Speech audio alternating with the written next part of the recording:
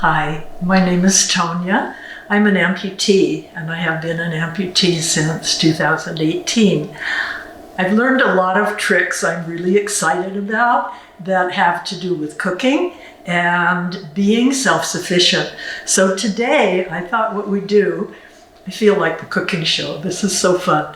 I think we're going to do what I call a frittata, my own interpretation of it, but it's just an idea to use some tools and show you what you can do. The first tool, and probably my number one buddy, is the Ula knife. And I got this one from Costco. It is wonderful. I had small ones that I brought back from Alaska. They're great also, but this is a serious tool. The other piece I got is a scraper. So when I move things from here to the pan, it's easier to do it when I have a scraper. So those are my two tools. The other tool I have was given to me by my friend Hillary. It's called a tomato knife, and I'll show you why that works really well for tomatoes. We're going to start with cabbage, and I found that using a cutting board works. We're not going to use a lot of this, but just a little bit for flavor. And then, of course, anything that falls on the floor, I don't know where my dog is right now, but she loves fresh veggies. So if she comes into the room, I'll have a few scraps that go on the floor for her. She just loves to eat cabbage and celery and carrots and everything. Okay, so we're going to take some of these other things out and put the cabbage in there. I'm going to use my special cutting board for anything that has to be held while I cut it. On this part of the cutting board are 9 essentially nails that stick up, hold the item. Now, this is where I take care of my dog. She gets the ends of the veggies. So those are in the scrap bucket that she will have for her lunch today or her dinner. Okay. I love zucchini. It cooks quickly, has lots of flavor. I'm not going to use the whole thing, but I will use a little piece of it. One of the things I had to realize is I can't be absolutely perfect about the cuttings that I do. In other words, I can't do absolutely infinitesimal pieces of things. So I've given myself permission to do what I call country cooking, which is some of the pieces are larger. I've found also that they retain more of their moisture. For instance, when I do onions, I find that by doing them a little bit larger, they seem to stay moist and they're still edible, so it's fine. I don't have to be precise about everything. In fact, I think I gave up precision when I gave up my arm because I do what I have to do to get the job done. And I will start to work on, I'm a little tough on this onion, I know.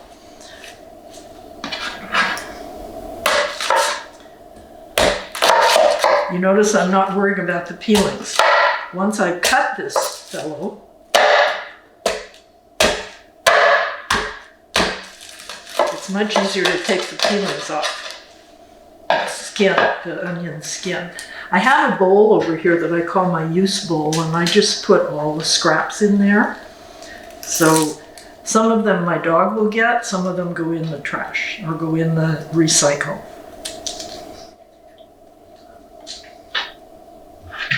I like red onion because it has so much flavor and it has color.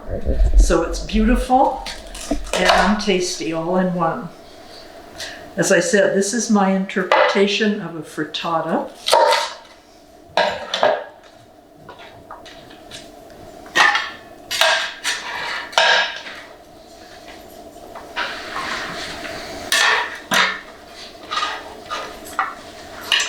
I usually wrap everything, and I'll show you how to do that when I get through. so that when it goes in the refrigerator, it stays nice and fresh. So next I'm going to use the tomato, only a part of the tomato. It's very hard to cut a tomato with the Ula knife. It can be done, but it's not very efficient. So instead, I use the tomato knife.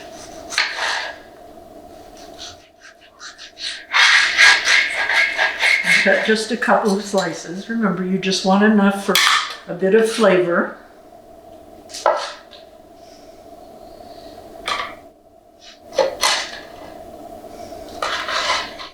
Again, they're not infinitesimal, teeny tiny bitty pieces because I'm not doing things like that. I'm getting the job done. And I give myself permission to have fun while I'm doing all of this. I love to cook. Okay. I'm also going to use a little bit of cheese for flavor.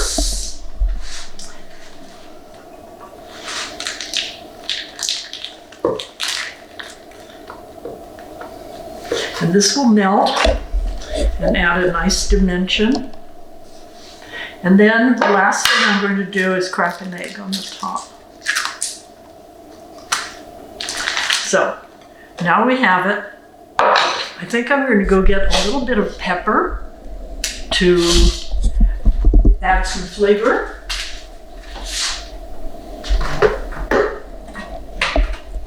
And because our family loves garlic, I'm going to add just a touch of garlic as well.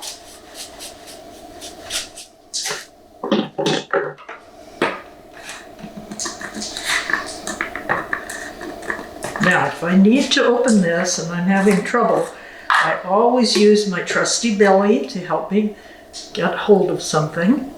We don't use salt, as a matter of fact. We try not to use much salt. So the use of garlic and pepper makes a really nice combination. Okay, now the only other thing I would add to that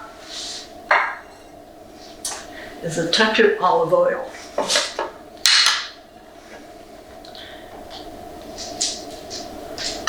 And then put it on a slow burner and let it cook. And then the smells, the fragrance will be all over the kitchen.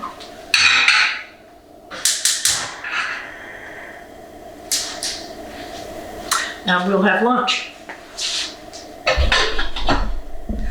Earlier today, we made a frittata and did a lot of chopping. Put everything in a small frying pan. Now we're going to see the fruits of our labor. First, I might want to taste, and that's always with a separate pan or a separate spoon. And that's just to see if we got the seasonings correct. Then a large bowl, a spoon with a bowl to it is good for getting the edges, because some of the best flavor is in the little crusty pieces that are on the edges of the bowl.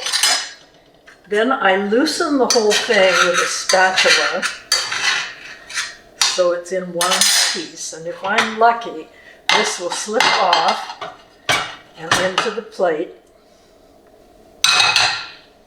And I have a couple extra pieces that I will also put with it. And there we have our breakfast frittata or lunch frittata. And it's an easy recipe. You see how to use a lot of different tools. And the best part is the kitchen smells glorious. So hopefully you can do this at your home.